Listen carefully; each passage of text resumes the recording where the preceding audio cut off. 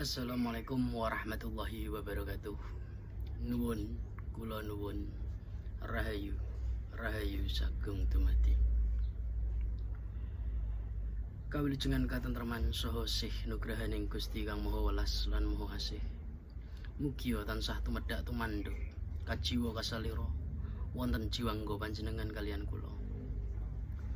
Warating sagung dumadi nir ing sambe kala. Kalis saking pringgo brayaning donya. Hari ini, perkenalkan, nama saya Suwarto. Saya ingin bercerita sedikit tentang biografi saya. Saya adalah seorang pengusaha di bidang tekstil, pembuatan baju seragam, konveksi, bordir, dan sablon. Pasca corona, saya mengalami banyak kejadian-kejadian yang di luar perhitungan saya. Hingga sampai pada akhirnya saya punya beban hutang sampai hampir 1 miliar. Tapi jika diruntut dari sebab akibat, semua itu kembali kepada diri saya sendiri yang kurang mampu mengontrol emosi ketika mengambil satu keputusan. Jadi pertimbangan bukan berdasarkan hitung-hitungan bisnis, tapi dari perasaan suka, sedih, senang, bahagia, bahkan kepepet. Kemarin saya menemukan sebuah video dari Makrifat Jawa di YouTube.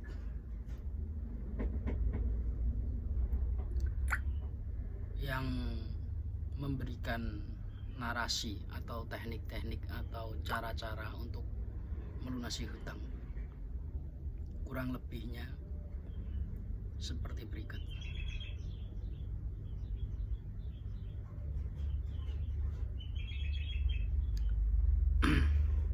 Pertama, kata kangtro dari Makrifat Jawa.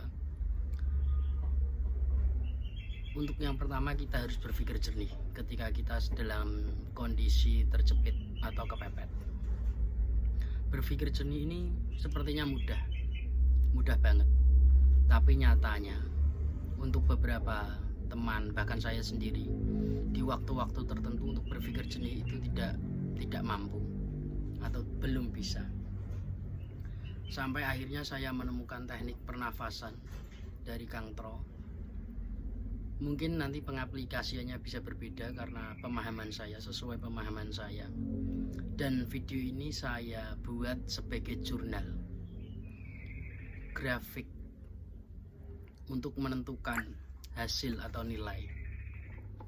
Jadi saya bicara bukan sekedar bicara, membuat video bukan sekedar membuat video, tapi saya juga membuat atau membuat jurnal pasti dari apa yang akan saya praktekkan step by stepnya. Saya mohon doa panjenengan semua, dan saya juga akan mendoakan panjenengan semua agar kita mampu bersama-sama melewati masa-masa ini. Yang kedua yaitu berbakti pada orang tua, istri, anak, dan saudara. Jika panjenengan sedaya, panjenengan semua dan saya merasa memiliki salah, kurang benar, atau bagaimanapun yang sekiranya bahkan ketika tidak merasa pun, cobalah kita minta maaf dulu kepada kedua orang tua kita, minta restunya, sungkem sama istri, dan minta maaf kepada anak. Toh dalam keseharian kita pasti satu atau dua perbuatan kita ada yang kurang pas atau tidak mengenakan kepada mereka. Yang ketiga, munculkan karya. Karya apapun, sekecil apapun, munculkan karya kita. Karena hanya melalui doa saja, tanpa upaya, tanpa usaha, bisa, tapi juga jangkanya lama banget, karena kita harus menunggu, benar-benar menunggu keajaiban dari Tuhan. Kita juga menunggu keajaiban dari Tuhan, tapi dengan upaya, munculkan karya. Jadi mungkin saya pribadi sebagai pengusaha konveksi, sablon dan bordir, saya akan lebih menggali lagi potensi saya di sana. Dan untuk panjenengan sedoyo, panjenengan semua yang memiliki bakat-bakat lain, ayo kita bareng-bareng membuat karya kita. Dan yang keempat adalah menahan. Jangan terburu-buru untuk melunasi hutang. Pikirkan dengan matang apa yang harus dilakukan. Tapi jika memang sudah waktunya untuk bayar, bagaimanapun kita harus mengupayakannya. Nah, kebetulan alhamdulillah saya melihat video-video Kang Tro, jadi saya bisa mempraktekkannya bersama panjenengan semua. Dan yang kelima, tirakat gandul atau pendem. Untuk mendatangkan rezeki yang masih di atas langit dan rezeki yang di bawah bumi, kita bisa melakukan tirakat, yaitu hanya makan yang ada di dalam bumi dan yang gemantul atau buah-buahan yang menggantung, pelem, pisang, mangga, pepaya dan sebagainya. Tinggalkan dulu nasi, dan intinya yang di atas tanah tapi tidak menggantung tinggi itu ditinggalkan dulu untuk sementara. Sampai kapan? Kata Kang Tro, sampai kita mencapai hajat kita. Sepertinya mudah, tapi kemarin saya sudah mencoba untuk 2-3 hari, memang berat sekali, sangat berat. Makanya saya membuat video ini sebagai jurnal agar kita tahu sebagai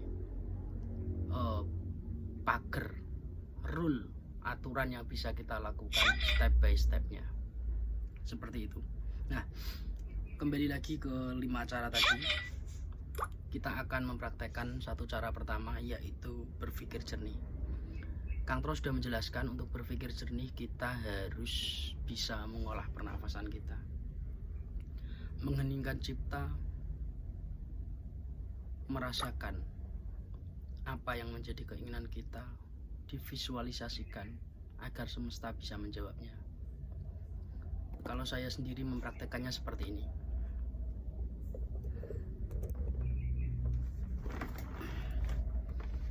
Saya bersedeku, tangan saya genggam. Saya tarik nafas 3 kali dalam, saya tahan di perut sambil membayangkan apa yang saya inginkan.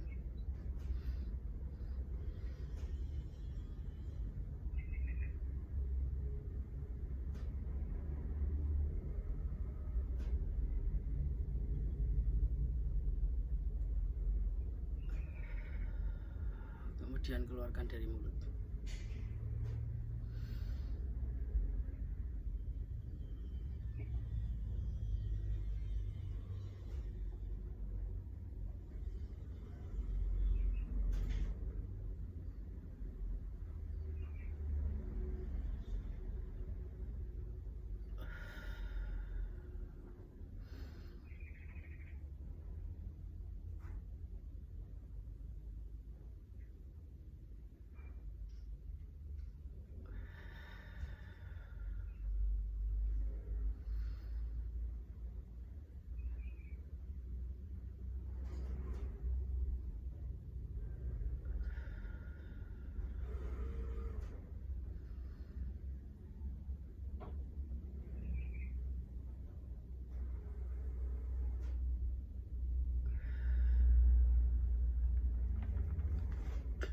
Nah, itu berfungsi untuk langsung keringat. Langsung keringatan. Jadi efeknya benar-benar mantap. Jadi untuk metode ini saya rasa bagus untuk dilakukan minimal 5-10 menit setiap harinya agar kita mampu berpikir jernih setiap harinya. Jadi pikiran kita tidak terkontaminasi atau tidak tercampur dengan hasrat, emosi, dan lain sebagainya. Kurang lebih seperti itu. Ayo kita bersama-sama. Saya mengharapkan jenengan yang sedang di posisi saya juga untuk bersama-sama melakukan hal-hal yang positif agar kita segera lekas keluar dari kondisi terjepit ini atau kondisi yang tidak menyamankan hati ini. Sekian dari saya. Nuwun, matur nuwun, rahayu, rahayu sagung dumadi.